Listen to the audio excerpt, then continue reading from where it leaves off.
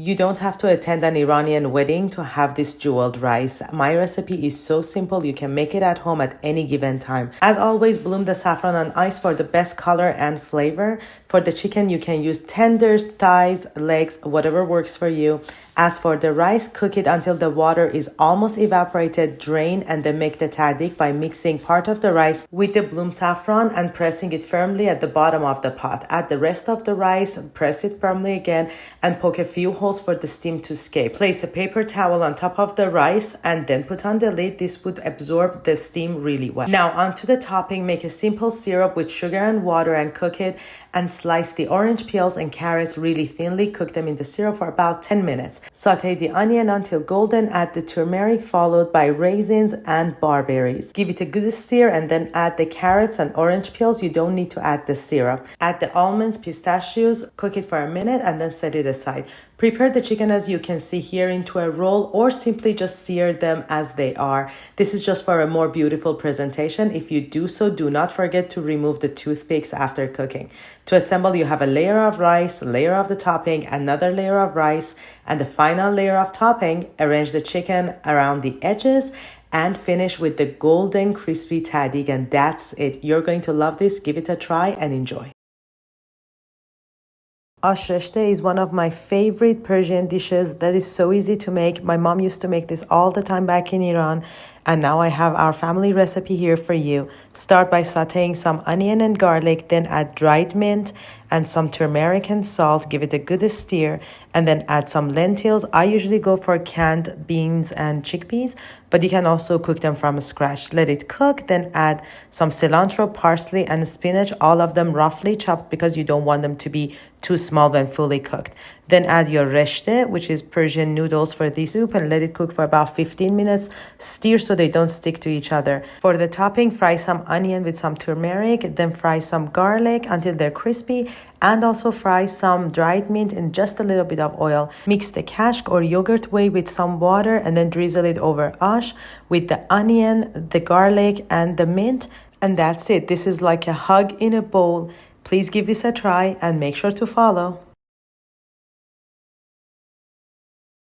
You've already seen me making the classic crispy rice tahdig, and by popular demand, now I'm going to show you how to make the potato tahdig, which is absolutely delicious.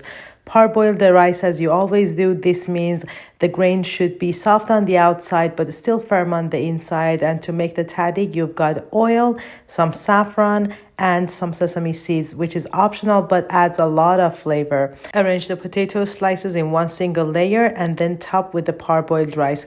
Gently pack down the rice a little bit and then poke some holes. This is for the steam to escape. Top with some paper towel and the lid. This is for the steam to be trapped in the paper towel.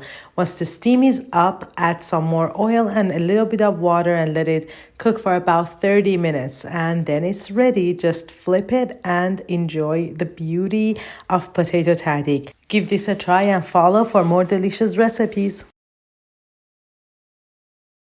Friendships that involve food are the best type of friendship, and I'm lucky to have friends who know how to make the best koobideh you've ever had at home. And they help me make this video so I can share all the tips and tricks on making the best koobideh with you guys. Make sure that the beef is at least 20% fat, and if you can, use half beef and half lamb. The amount of the onion should be a quarter of the meat, and you should grate it and discard the juice completely. As for the spices, you only need salt, pepper, and bloom saffron. Knead it well and let it sit in the fridge for at least an hour for the flavors to combine really well. You need wide skewers to make Kabob Koobideh and a bowl of warm water on your side to make sure that the meat doesn't stick to your hands. As you can see, forming the meat on the skewers could be a little tricky, but you'll learn it just with a few tries. Make sure the charcoal is completely hot, and once you place the skewers on the grill, flip them immediately and continue flipping them until the meat is fully cooked and juicy.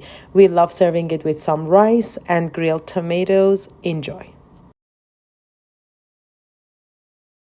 You haven't enjoyed Persian cuisine to its core until you have tried my Tahchin recipe. It is easy, simple, and absolutely delicious. Make sure to bloom saffron on ice. The filling is going to be onion, chicken, and a lot of saffron. And then for the rice, make sure that it's not cooked all the way through. For the batter, you need eggs, yogurt, and some oil. Give that a good mix. Add salt and the rest of your saffron until it has this golden color. Mix in the par-cooked rice and then start layering. You're going to have 2 layers of rice with 1 layer of cooked chicken in the middle. Cover this with aluminum foil and bake it in the oven for about an hour to an hour and a half until it's golden. The topping is going to be barberries and just a little bit of sugar cooked in butter. Tahchin is so easy and so delicious and everyone loves it. You can also top it with a little bit of pistachios and almonds. Give this a try and as always, enjoy.